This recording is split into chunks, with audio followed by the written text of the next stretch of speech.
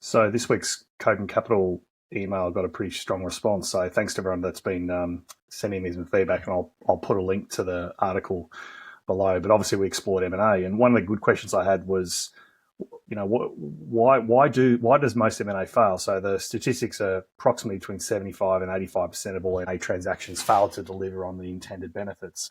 So I found an actual study from the London University which investigated about 10,000 different M&A public transactions over the past 50 years, and sort of picked apart what those key issues were. So number one was sort of five key factors. So learning experience was definitely one of them. So they actually found that companies who had made poor acquisitions were actually more likely to make further poor acquisitions. So for whatever reason, companies seem to continue to double down on acquisitions even when things don't necessarily go to plan. The second one's integration strategy. So we definitely found that buying a company and expecting magic to happen just doesn't work that way. So best examples where they've gone well is probably where Microsoft bought LinkedIn. They allowed LinkedIn to continue to operate as an independent company, and I think the rest is history. It's probably arguably one of Microsoft's best ever acquisitions, probably second only to Google's acquisition of YouTube. Third one's just company characteristics. So the bigger the company, the more risky things are. I think that's pretty self-evident, but when companies are too large, they're simply too hard to integrate, too inflexible. There's absolutely a disproportionate amount of acquisitions where